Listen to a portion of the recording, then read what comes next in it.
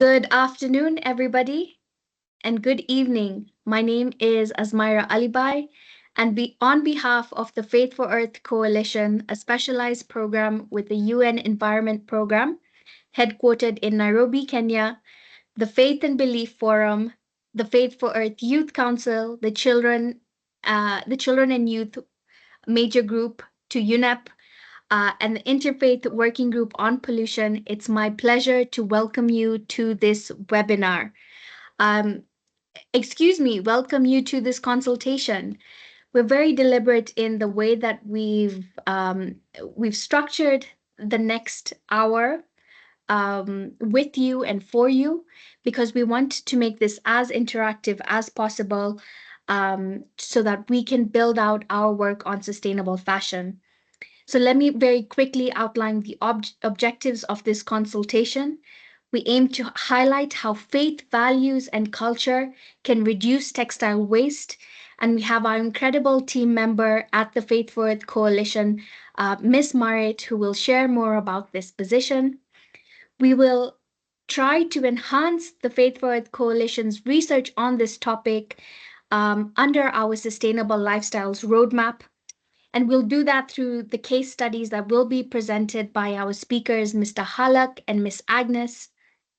And last but not least, we will identify ways to mobilize the faith network, especially the young people and members of communities, in collaboration with the Youth Council and the Eco-Faith Working Group of CYMG to UNEP, to build out a program as we approach UNEA 7 towards the end of this year.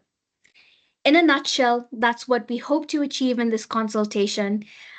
We can only do that with you, so we ask for your cooperation, your collaboration, and input in shaping the same. And with that, it's my pleasure to introduce Ms. Lauren, who will share with us a little bit about the Faith and Belief Forum and their engagement in this consultation and wider work on faith and sustainable fashion. Lauren, over to you. Thanks, Asmara. And hello, everyone. My name is Lauren Duncan-Rouse, and I'm from the Faith and Belief Forum. The Forum is an interfaith dialogue organization which focuses on building good relations between people of all faiths in order to create the kind of society that we all want to live in. And faith and climate is something that we've been exploring the relationship between for the past few years. And it's really based on this understanding that I think we all have, that faith adds something very unique and necessary to the climate conversation. And that is, I think, for me, the understanding that with faith there is hope, right? And this is it can be quite difficult engaging in some of these conversations that feel hopeless, but faith really gives us that aspect of hope. It's by faith that we want to plant trees that we never sit under, but faith also causes us to reflect on how our actions influence the environment around us, which is obviously important for thinking about this topic in particular, and how the choices that we make influence society. So the focus of our work at the forum is a lot around young people, and how young people can act for the climate. And that's looked like, for the past few years, we've developed an annual youth summit, which is a chance for young people of all faith and belief backgrounds to come together and really think about solutions, and how to move forward with this issue in collaboration. And out of that, we have developed the Youth Forum for Faith and Ecology, which is a new project that brings together 25 young leaders that are wanting to work in collaboration with each other, thinking about policy, how to get involved in different areas in order to contribute solutions for the climate crisis. So I'm really looking forward to engaging in conversations with you all today. A key aspect of our work is the fact that everybody has something to contribute. We focus a lot on storytelling. And one of the first lessons in storytelling for effective change is that everyone has a story. So I'd like to just remind everyone here in the conversation today that we want to hear your reflections, any thoughts that you have on how the themes are resonating with you. Maybe you'll hear something that you also do in your community, or a principle that you really resonate with, and we want to hear it all. So before we go into our case studies for today, we're just going to have a little bit of reflection on why we're really talking about this topic. And Esmara, I'm going to come to you again. Why are we talking about this? Why do we need to talk about sustainable fashion? Thanks. I'll start with a personal journey. In 2021, when we launched the UN Decade on Ecosystem Restoration, which is a collaboration, 10-year campaign to restore degraded ecosystems globally. It's a partnership between UNEP and FAO, so the United Nations Environment Program and the Food and Agriculture Organization, to address this issue. They were launching a SNAP challenge, and they asked us to make one commitment that we could try and stick to help this move the movement forward and take it in our own individual way. So my SNAP challenge was to give up fast fashion. And at the time, there was a lot of discussion around, okay, well, if we're talking about degraded ecosystems, why would your SNAP challenge be and commitment be to give up fast fashion? This year, on the International Day of Zero Waste, UNEP and UN Habitat published incredible resources about this nexus. And I'll share with you some of this information. Textile waste is a significant contributor to global pollution. When discarded garments are discarded, they end up in critical ecosystems. We're talking about 92 million tons of textile waste that's produced globally. I challenge you all, if you're next to your closet, or even have a think about what you have back home, most of the things in your cupboard are probably made of plastic. Um, this is what we're contributing to our global ecosystems in quite a negative light. Clothing production has doubled from 2000 to 2015. Um, the duration of a garment use has decreased by 36%. That's why we're saying that urgent action is needed to address the harmful impact of synthetic clothing materials on ecosystems and human health. Now, the fashion industry in particular generates millions of tons of waste annually, which ends up not just in waterways and water ecosystems, rivers, lakes, oceans, but also landfills. Um, in our UNEP town hall yesterday, um, one of the directors spoke about her journey to the Dandora dump site. That's one of the largest dump sites here in Kenya. And she said she was walking on a mound of waste. I mean, undescribable. For miles and miles, you could probably see all this waste. Another interesting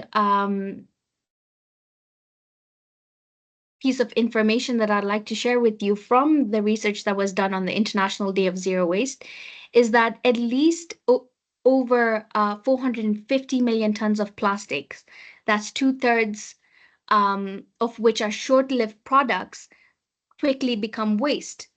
And so we see the fashion conversation, sustainable fashion and single-use fashion, bringing in different threads of this environmental crisis, the crisis of biodiversity and nature, the crisis of pollution, and the crisis of climate change. Over to you, Lauren. Thank you for sharing that, Esmara. I think it's so kind of sobering to hear those statistics of what actually happens when we make these choices, because obviously we're surrounded by in society, it's a thing you do. You don't want something, you throw it away, you buy another one, and this whole cycle of buying more and more and more. So I guess another question is, how can faith actors shift the needle in promoting a different way of interacting with this, a different, more pro-environmental behavior?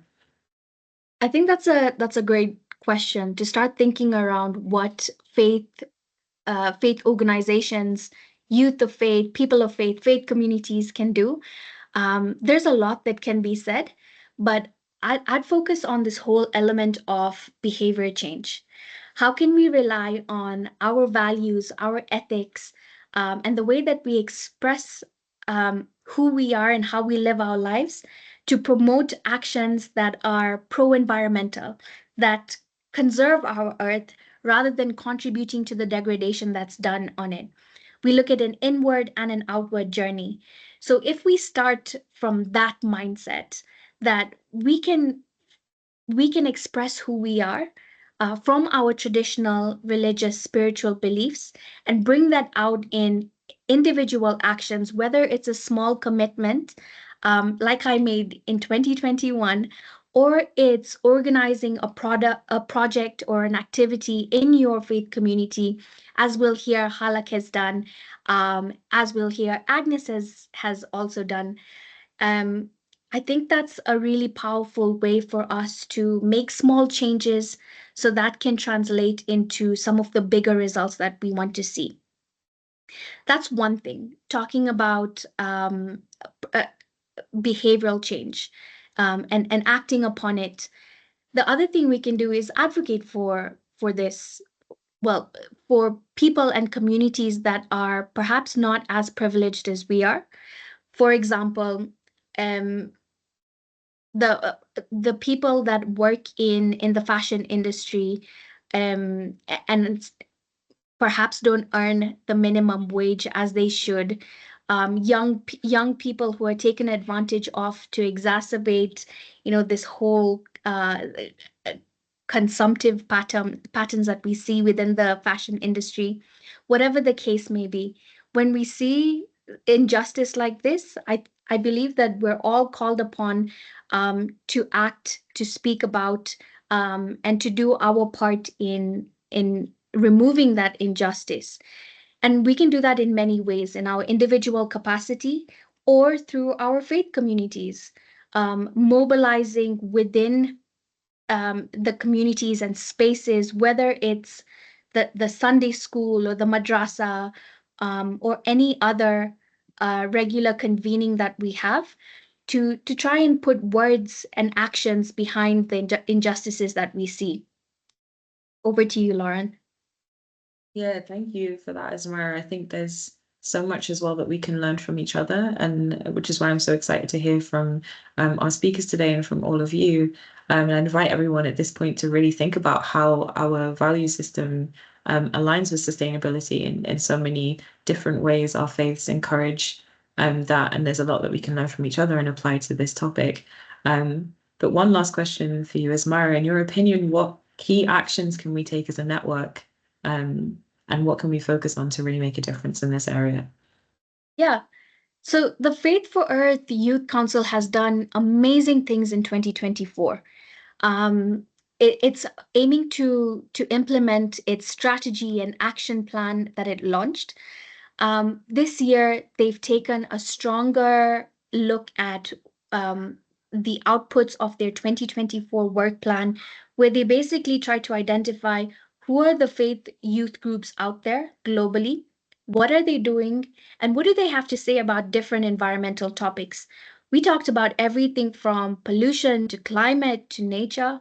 We talked about digital transformation, um, youth um, skills for that promote like environmental actions. Um, and what we're aiming to do this year in 2025 under their work plan is to scale up these actions. What are the key programs, networks, and organizations that we can present to the wider network to help them build their own local and grassroots work? We can do that through the Green Faith Festivals project, which will henceforth house this faith and fashion work. And just to give you an idea, it's having a discussion around the key festivals that we celebrate annually, whether it's Diwali, Easter, um, Ramadan, Eid, Hanukkah, all these different faith festivals, and how we can translate the core of that festival, why we celebrate it, what does it mean for our identity, and express that in concrete environmental actions that the network can support each other on. That's one really big project that we're working on this year. And another one is the language of our generational challenge that looks at environmental education, and which groups are currently working with local networks, and again, how we can support you to build your own. So the key actions that our network can take is really to support this wider network, and it's a collaborative effort by all means. So we can do it with you, we can do it for you, but I think it promotes more sustainable programs and actions if we are to co-create this work. So we look forward to your emails and messages to take this work forward, not just on sustainable fashion, but the wider Youth Council work plan for 2025. Over to you, Lauren. Thank you, Ismara. It's exciting to know that there's all of these different things going on that we can get involved with. And I'm excited to come back to that a bit more towards the end so we can find out some ideas for next steps. But first, let's kind of go back to this idea of values and how our faith and cultural values can make a difference. And Mara, I'm going to come to you in this question. How can our faith and our values make a difference when it comes to textile waste? Yes, thank you very much, Lauren. First of all, hello, everyone, and thank you for being here today. I'd like to shortly introduce myself. I am Marit van de Witteboer. I'm an intern at the Faith for Earth Coalition since February. And since a month, I've been the supporting intern for the Interfaith Working Group on pollution. Together with many others joined here today, I've helped prepare for this gathering. And in the next 5 minutes, I will discuss how faith values and culture can reduce the textile waste and promote sustainable fashion. I would like to start off with a little anecdote of just last week. I was scrolling on Instagram and I came across an account which documented cleanups on the shores of a local beach. The shores were completely scattered with textile waste, and local volunteers organized weekly cleanups. In each of the cleanup, volunteers filled up bags, over 1,000 bags of 33 kilograms each. The Instagram account I came across raised awareness for the amount of textile waste and had started name shaming the businesses, the biggest contributors to the enormous piles of waste. The clothing industry always tries to persuade us into thinking we need the new design and we need the new color. Speed and disposability are rewarded, and this is the case for common fast fashion brands as well as for perceived regular brands. Speed and disposability, however, are the essence of the harm caused to the earth by the fashion industry. To reduce this harm, reducing our intense use of the fashion industry, we can learn a lot from faith traditions. Most spiritual teachings emphasize moderation, gratitude, and care for creation. In Islam, there is Israf, a teaching against wastefulness. In Christianity, stewardship of the earth is sacred. In indigenous cultures, taking only what is needed is part of honoring the land. So, how do we bring these values to bear in a world that is drowning in polyester, suffocated by seasonal fashion, and submerged behaviors that are contrary to the foundation of religious and spiritual traditions? Faith values challenge the very culture that fuels overconsumption. Faith teaches us to pause and reflect. And this simple act of mindfulness can help promoting mindful consumption. This can significantly reduce demand for clothing and therefore the waste that is generated. This can, whether it's a Buddhist monk practicing non-attachment or a Jewish teaching on Bal Tachshit, these principles invite us to slow down our appetite for more. Faith communities often act as hubs of communal action and shared resources. At the Faith for Earth Coalition, we share opportunities to explore our beliefs, values, and culture with an ecological lens. You can think of examples such as organizing clothing swaps, repair workshops, or donation events at local prayer institutions. And besides having a beneficial impact to the community, events like these keep clothing in circulation longer and build a collective sense of responsibility. Our faith institutions present us with forums to address our ecological, social, economic challenges and co-create solutions that are local and contextual. Faith communities can also help in raising awareness for the ethical side of harmful practices of the fashion industry. By openly supporting and advocating for ecological care and ethical labor, people are advised to make more sustainable choices and actively dismantle exploitative ones. Faith communities can be a very important voice in changing the narrative and behavior towards fast fashion. Faith has the possibility to reach a big audience, shift mindsets, and apply decennia-old religious teaching in a fast-paced current-day society. Let's try and make that impact. Thank you, and back to you, Lauren. Thank you so much, Merit, for that reflection. And I think it can cause us all to really think about how our own values tie into this and how we can really apply those. So I would, like to kind of remind everyone as well that in this consultation, we would like to hear from you. How do you relate to some of these themes, and how do your values contribute in this way? And I think, yeah, there's so much to unpack there. But I'm going to go to our next speaker, Halak, to really explain a little bit more about what it looks like when some of our values are put in practice. Halak, over to you.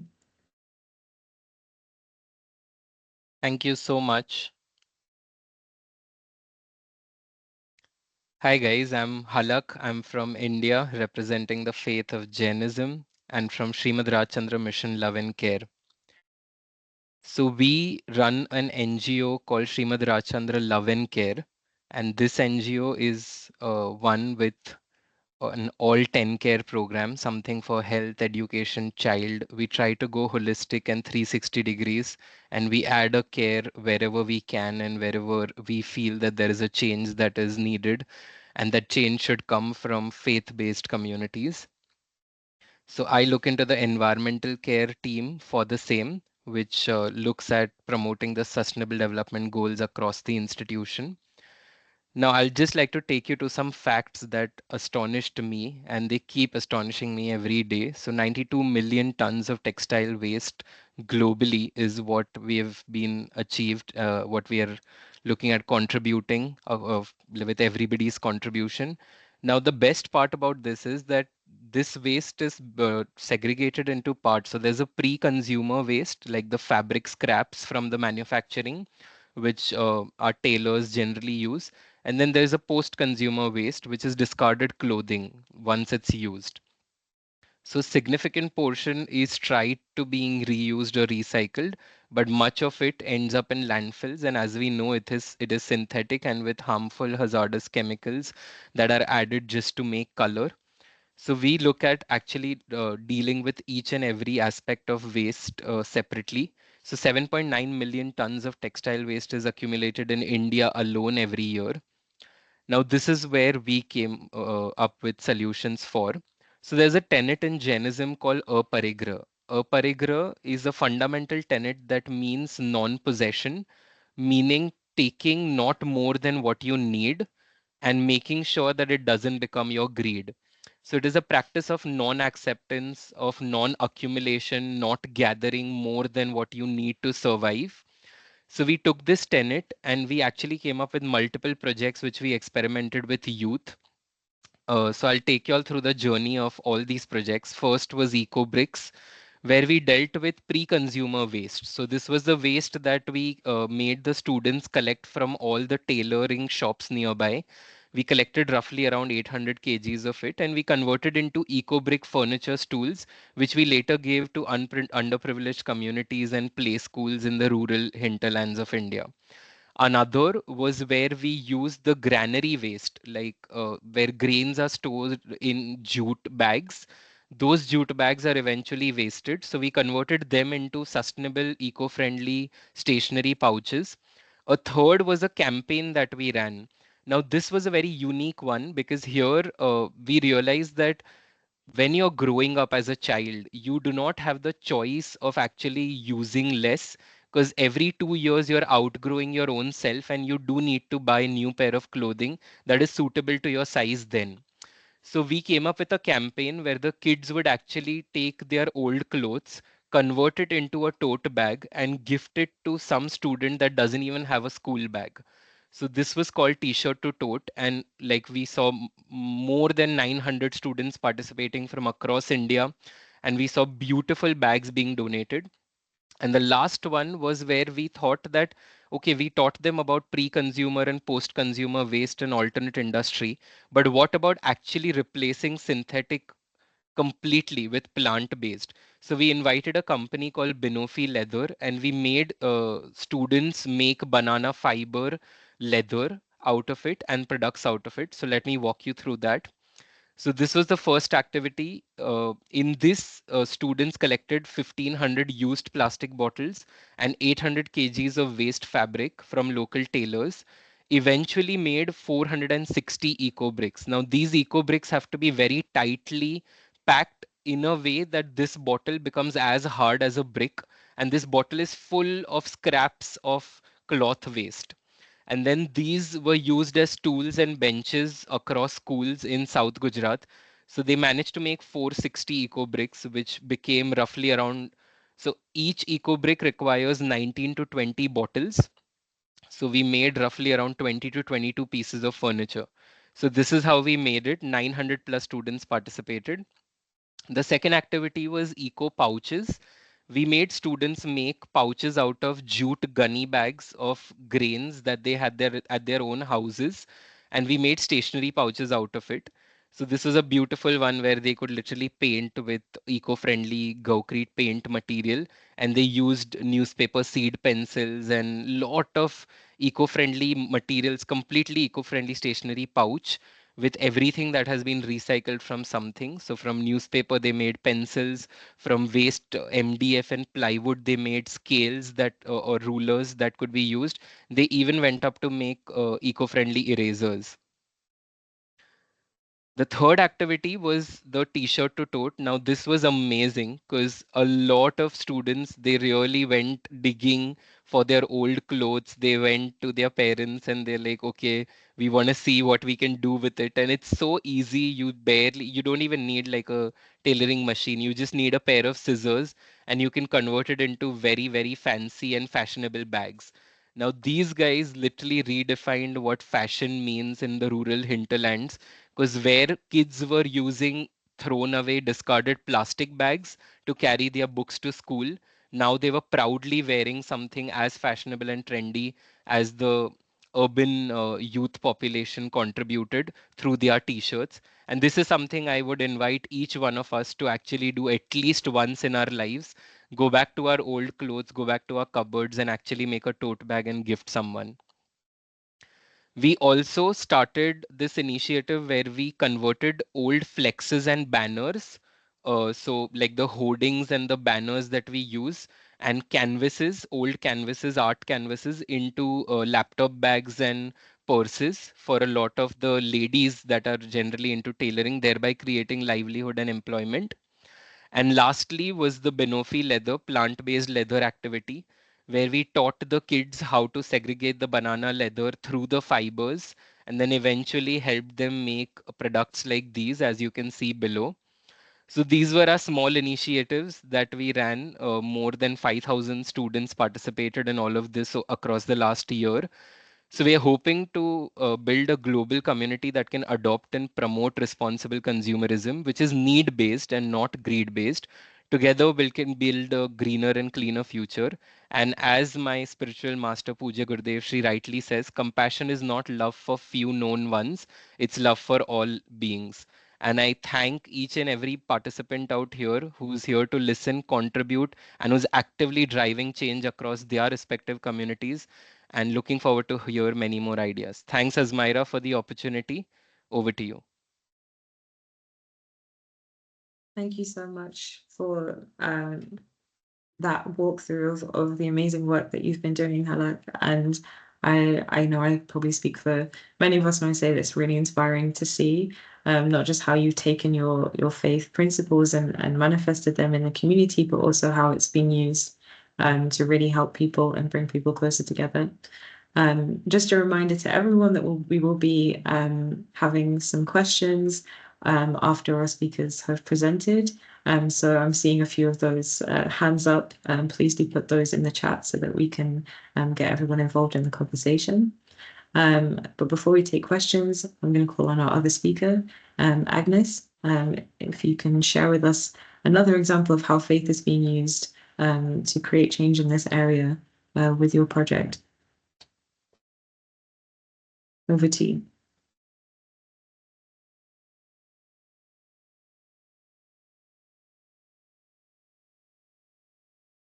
Hello? Okay, so can you hear me clearly? Yes, we can hear you. Perfect. So let me briefly introduce myself, and good morning or good afternoon, good evening to everyone. I'm Agnes, coming from Hong Kong, and then at Faith for Earth Youth Council, I represent the co-chair of the Creation Care Committee of the Anglican Communion Youth Network.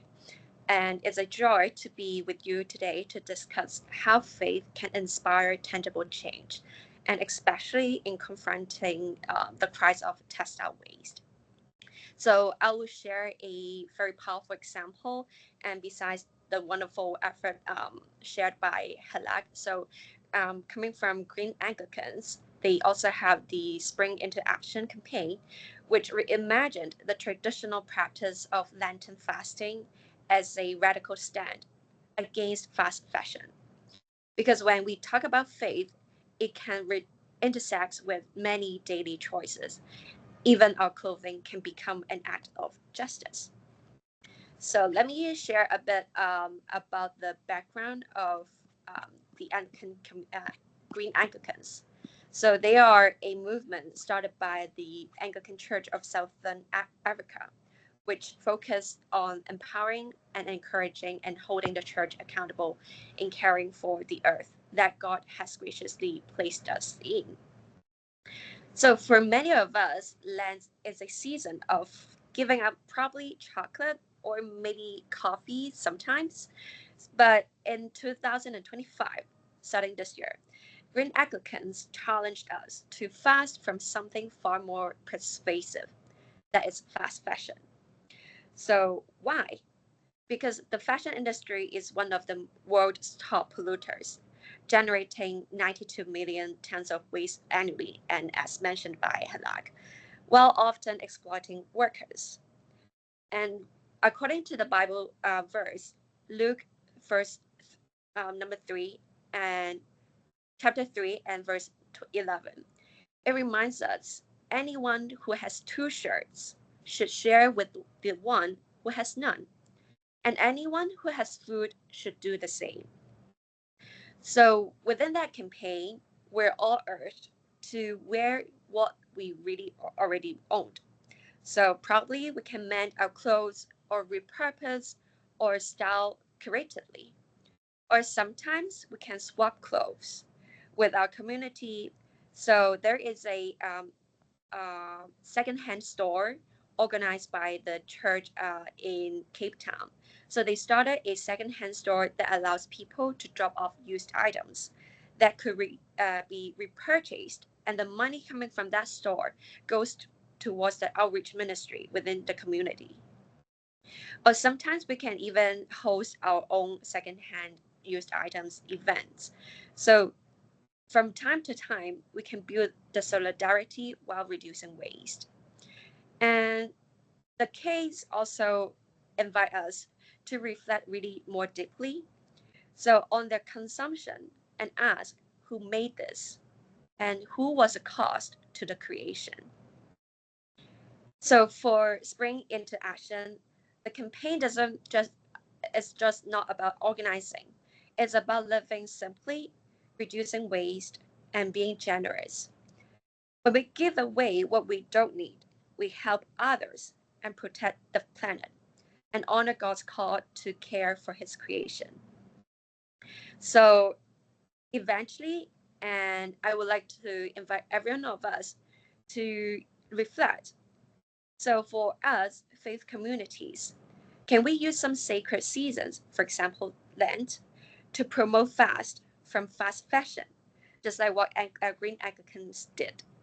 And on an individual level, we should commit ourselves to buying less and choosing ethical brands, or even hosting clothing swap. And then for the wider community, we should amplify the campaigns like Spring into Action, because reducing waste isn't just eco-friendly, but is an act of being holy. So I would like to invite every one of us to really think thoroughly what we can do more, or is that something we can improve or to change our behavior. So thank you for your time, and we also look forward to our discussion. Thank you so much, Agnes, for sharing that. Such an important reminder as well about how we can think about our own faith and our values, and do something about it. And I really liked sort of the idea of a fast from fast fashion. I thought that was such a good way of kind of thinking about it, because it is consumption. And I think that's part of the problem, the overconsumption. So fast really allows us to reflect. So thank you so much for sharing that with us. We're now moving into our question and answer section of this consultation. So I invite all of you to share your questions. I think in the chat, I think you're not able to put audio on, but we're very happy to kind of redirect your questions to the speakers. So please do share them in the chat. I think I want to start off really understanding a little bit more for both of you about how you got into this area. You're really motivated by your own kind of faith principles. Was there a moment for you when you realized the relationship between faith and fashion is something that you wanted to work on? What was your journey? And Halak, I'll come to you first. Thank you, Lauren. I think each one of us have at multiple times in our life encountered this. It's just that point of realization is when you finally come to terms with the fact that how much do you contribute to the world and the butterfly effect that goes with it. So when I say this, there's a very deeper understanding. My spiritual master had told me after my 10th grade, there's a long vacation in India. So when I was just 15 years old, he said that just go to the rural communities and see where we can help and what all we can do. Just go do a survey. And when I went to the schools, it was the first time that I was stepping into something other than Mumbai, other than the comfort and luxury of my home. And I realized that there is this one single, like we were doing stationery distribution, and there was a family of 11 people that had come just to choose one single school bag. And I couldn't fathom why was it such a big family decision. Like there were 5 to 6 kids, there were two sets of parents, there was one grandparent, and all of them were looking at what color. And then when I asked the kid, he said that my dad is going to use this to his office whenever he wants to boast about having a prized possession. My mom is going to take this shopping whenever she goes for community events. I'm going to take this to my board examination. My 4 siblings are going to be using the same one. So it's kind of a group collective discussion what we're purchasing. And I was like, I haven't even thought about the number of bags that I've used across my entire childhood till the point that I reached 10th grade. And here I could see an entire family taking a decision. It wasn't very expensive, it was barely $6. But I realized the values that their parents and their entire family taught me in that moment, that I might get a lot thanks to the kind of upbringing and thanks to the kind of financial status I have. But it is only for me to realize that how much do I really need. And if I need more, it just means I'm an unfulfilled being. So, do I want to be considered as somebody who has been given a lot by the grace of God? Or do I want to be petty about small little things and the changing fashion trends? Another important lesson I learned was regarding utility versus fashion and design and price. It was later in my career when I started my job. I realized that a lot of times the decision making in purchasing something is very less utility based and very, very big on appearance, thanks to the way we've been taught to purchase across generations. But I see my grandmom still using the same vegetable purse she had since 30 years. I see her taking it out with pride, and that reminds me of each and every time when I've not purchased with utility in mind. And when we think of utility, it automatically grounds a person to a level of need. Because greed is where your utility becomes a fashion statement, where it becomes a comparative statement that you want to make amongst your peers. And the third very important thing was when I saw one very, very esteemed, prestigious person in the community whom I revered throughout my education, him coming in a auto rickshaw. So in India, you must be knowing there are tuk-tuks and auto rickshaws everywhere. But he was the first person that I heard being in Mumbai purchased an independent private auto rickshaw. So he said that utility is more important to me, no matter what stage of life I am at, than having a car or something. Because if I know that this serves my purpose, then I'm not ashamed of taking it to the theater or taking it to the business meeting or anywhere. And that's when I got to thinking that a lot of times we just end up comparing, and to feel good about ourselves, we price our possession above another, and we just say that, oh, I bought it for $20 so that we feel good about it. But frankly, deep down, you know that it's not the price that matters. It's really the utility, and it's really your need that matters. So these were the 3 points in my life where I started realizing that every single youth needs to be taught about responsible consumerism at the right age. Unlike me, that actually learned it retrospectively through moments in my life, now I feel they should be told that rather than using a wooden pencil, there is something like a newspaper pencil. Rather than using your own clothes and continuously just discarding them away, you can use another person's clothes, like how Agnes very rightly mentioned of swapping clothes. So all of these practices are possible, and making it a trend and making them feel pride in it is our duty as the seniors or as the people who have taken the baton of sustainability at hand. So yeah, that's about it. Over to you, Agnes. Very keen to hear your view. Thank you so much, Halak, for your kind words. So for me, I believe being a Christian, that when we try to reduce the textile waste is the minimal effort that we can take in our daily life, because like we're not as talking about as difficult as saving one person's life, that we don't need much, like a lot of technique or knowledge, but then it's something very basic in our daily life. And I believe that when we start with textile waste, and later on we can continue to even greater, like bigger scope. For example, when we tackle climate just injustice, so it's more about how the entire global community is working. But then textile waste is something we can do immediately, and every one of us has that kind of motive and also the responsibility to take the action. So and personally for myself, when I travel to different areas or different cities, I would also love to check out their secondhand clothes stores, because I believe that for different secondhand stores, they have, and also they are representing some local unique cultures in different regions and different cities. So I think it's the best way for me to really explore locally and at the same time different cultures, while at the same time I try to appreciate how different areas are trying to do their best and trying to protect the environment. And so also really urge every one of us to start from reducing textile waste, and then later on we can broaden that to the other areas of our life. And eventually we can reduce our greed and the kind of desire for wanting more. Because a lot of times we have to ask ourselves, so what is enough? So I believe enough is enough. So we don't need that much. So thank you so much.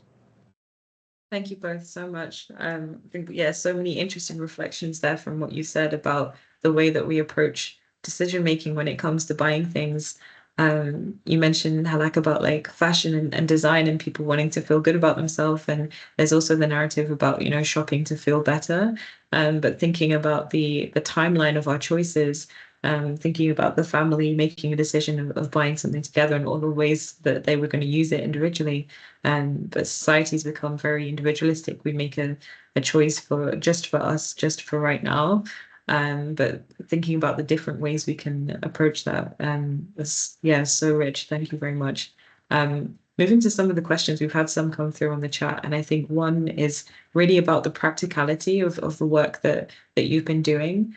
So you're mobilizing these big networks to do these projects. Are there any challenges that you experience while you're doing that? And what do you do to address them? And Halak, I'll come to you first again. Thank you. Thank you, Sandra, for the question. I think, Sandra, you just caught us right at where it started. It's challenging. I agree with you. It's very challenging. The funny bit is, it's not challenging for the beneficiaries or the participants. It's challenging to convince the leadership. So, like getting a school principal to really understand what an eco brick furniture piece is where we cracked the biggest, where our presentations and everything went futile because she just couldn't get it how you can make furniture pieces out of cloth waste and bottles. And this is where I realized that people are their eyes, like our eyes are so used to the colloquial furniture, the IKEA furniture and what we see, that the even the idea of building something is very alien to our senior generations. So that is where we faced the primary challenge. Now, what we did for that is that whichever meeting we went to, we just told the teacher to help us get 15 minutes in the classroom of any child, and we went with a product, and we saw the way a toddler, like somebody from kindergarten, interacts with the product. And then we started pitching to the faculty or the principal while she was observing this. So I wanted to make a statement that I am not here to actually sell you something new, something that is environmental.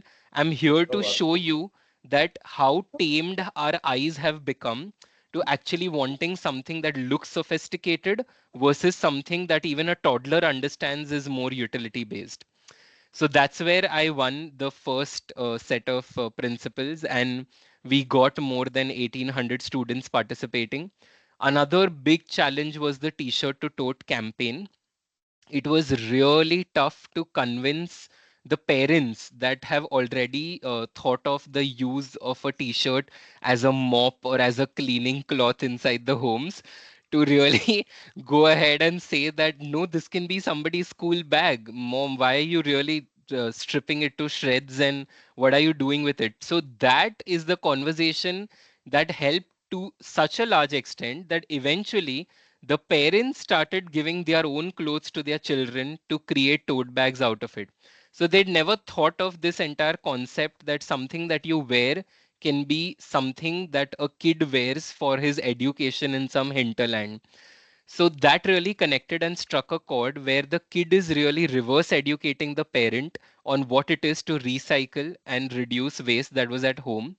So that itself became our, initially we struggled, we did not get participants, but we started with Instagram reels, we started showcasing what it looked like, we showed a few videos of the beneficiaries, and then we did not have to do anything. From just 20 we went to 800 with zero efforts in promoting anything. So sometimes the thought is very neat, very, very good, but trying to sell the thought versus really showing an experience is what sells itself. So that helped me. And while I'm at it, I'll just say that at times it's not really too difficult, also. It's very palatable to people because the very fact that you've started an alternate thinking shows a subconscious desire for multiple leaders as well as students to be curious enough to experiment with something. And that's the right age to do it, because once you cross your childhood or school life, you do not have the time, you have subconscious decisions set in your mind, you're not really curious to try and experiment new things. Today, if I tell a young kiddo who's in 6th grade that, have you ever thought what it's like to brush with a bamboo toothbrush which has hair of coconut hair and stuff, he'll really be curious enough to experiment and even make it someday, versus me trying to tell it to somebody who's so used to a 10 rupee or like, single dollar plastic toothbrush, which takes 250 to 300 years to self decompose. So these are the kind of conversations, and a curious mind would be the first to pick it up. So I feel let students advocate for their choices themselves, and they'll be the bigger, what do you say, marketing agencies for your projects than you yourself. That's great. Thank you. I think it's so important then, like when we're thinking about this intergenerationally, especially as young people, that we do kind of have this job to really go back to our elders and think about how things are working differently now and kind of spread that education there. Thank you, Halak. Agnes, have there been any challenges that you face with the project and there, and how have you overcome? Thank you for the question. So I would say there are two major challenges when we try to mobilize different youth networks, especially because we believe that the youth network is the most effective one, the most effective channel for us to plant the seed. Because if we are able to change the young generation's mindset, it's much easier in the future when we do other work. But at the same time, it's also difficult when we target young people because we have a lot more interesting stuff out there that we may sometimes lost focuses, and we don't have the attention of like, oh, I should do this, because we have different choices or different social media campaigns, and sometimes we may be overwhelmed of, okay, what should I focus, or how can I digest the message and to really take the action. So I believe when we talk about, so all of us here, we represent the young voice, and it's important for us to really understand what we're doing at the same time to think about the message that we're delivering. Is it simple, direct, and actionable enough? So a lot of times when we are doing kindness, but we forget about how the audience is thinking. So that is one of the challenges. Another one would be, how are we going to make the follow-up more effective? For example, when we encourage people to reduce their textile waste. So how are you going to quantify or to consolidate all the results, the good and successful stories? So I believe it's important for us to, of course, we started off very beautifully, but at the same time, we have to continue and sustain the project in the future. So I think follow up and how can we really capture the good stories and something we can learn from the experiences of the participants would be beneficial. Because later on, when we try to link them and to make it sustainable in the long term, we can learn from the lessons. So we don't really waste our time or effort to redo again and again. So another example would be a campaign that I worked with within the ACYN, the Anglican Communion Youth Network, that we try to advocate plastic waste, reducing plastic waste. So what we do is that we ask participants not just to reduce the plastic waste, but to share their stories so that we can collect all their good feedback or what kind of challenges they have experienced, so we can draw some good insights from their experience and try to improve in the next time. So I think these will be the two major challenges, and I believe it will apply to every project. Sometimes because we have a lot of projects on hand, but I think especially for Halak, it's such a big scale project. But at the same time, the impact could be so great. So I think a lot of times we work like in joint effort and to think thoroughly. Thank you. Thank you. Yeah, so much as well within that, and I'm seeing some more questions come in, but I'm well aware we only have just a few minutes left, and a lot of our questions have been very practical. So I think if I can just condense, if you both could just for maybe 1 minute just share some key practical tips that you would have for anyone that's trying to start up a project with engaging different communities. Are there any key bits of advice that you would give them? Thanks, Lauren. I see there's Anyorika. She's asking a very, very practical. Um, I've faced this Anyorika. It's not only in Ghana, it's everywhere. So when I try to wear clothes that are gifted by my friends or that are used clothes, my own grandmother says that it's not good to use, somebody else's clothes. You should really get a fresh one because it's full of their vibrations and what they have worked throughout life and stuff. And a cloth is a very personalized possession. So, an answer to this would be the only way of you should never challenge or question anybody's misconception or superstition, firstly, because they have a reason for believing in it. They have seen something, they have been told something in the past, and it's very staunch and it's really like, picking on someone's nerve. The only thing that has helped us is we started this movement called Power of One, where we made families across our faith community pledge to only purchasing new things when you would give a similar quantity of old things in donation. So, Power of One initiative has seen more than 8 million articles collected across the world, and this is a pan global initiative.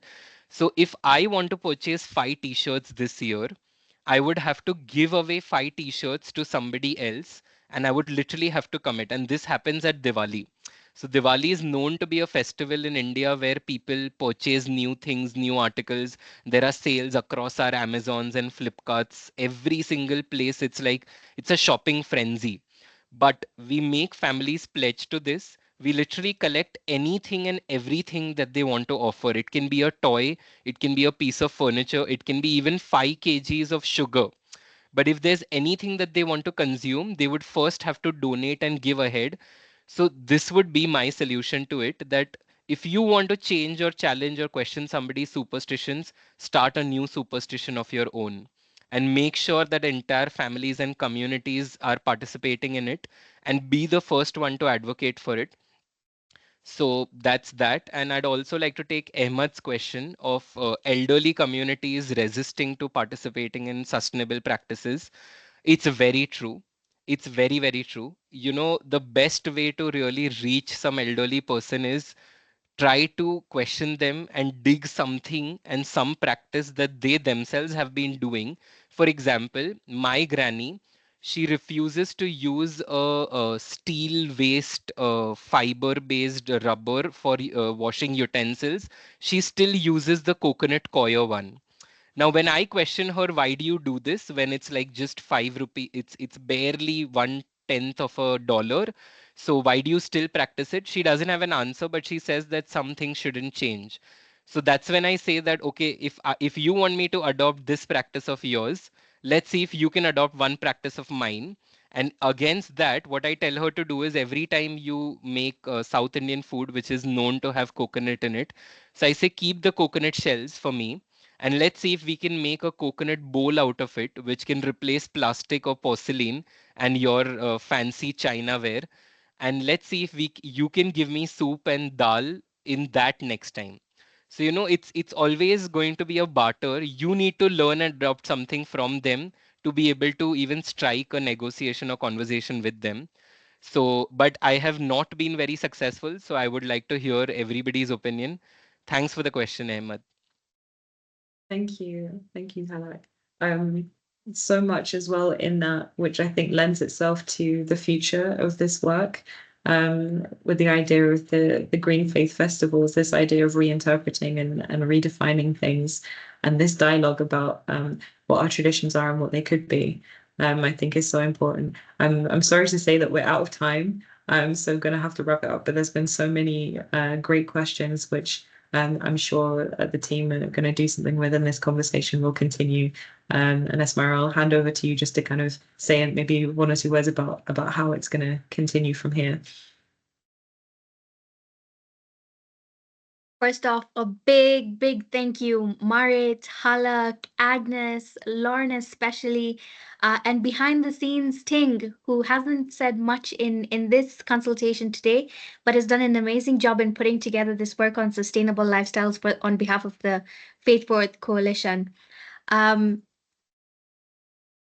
Participants, speakers, friends, um, we have an incredibly dynamic Faith for Earth Coalition Youth Council.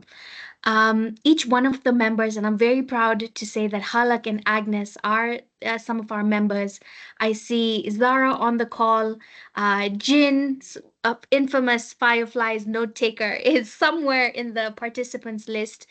But this is an incredible team of movers and shakers, of people that are taking what inspires them, what's in their heart, and what they've grown up learning about into the world that we're living in now, this modern life that in many ways um, it is a few steps behind what our traditional religious, our spiritual roots have taught us, have shown us what is important in life. There's opportunities to come back to that way of thinking, where we prioritize love, compassion, as Halak spoke about, of advocacy, and so many other really important faith-based principles. What we can do from here: stay in touch with the Faith for Earth Coalition and especially the Faith for Earth Youth Council in all these projects that we're planning this year. The Green Faith Festivals project, where we'll have more conversations like this. The generation of the language of our generational challenge, where we'll look at the extent to which our existing religious education structures incorporate environment teachings and action in their programs, and try and help you and motivate them to strengthen that program a little bit more so that young people, the youth, children, young professionals have an outlet in trusted spaces to work on the environment in its different thematic forms. And with that, a big, big thank you to everybody for the planning that's gone into this, for the coordination, for the conversations that we've had, and the stories that we've heard. With that, I wish you all a good afternoon, a good evening, and thank you so much for joining us. Thank you, Take care, everyone. everybody. Bye. Thank you, everyone. Bye-bye. Bye.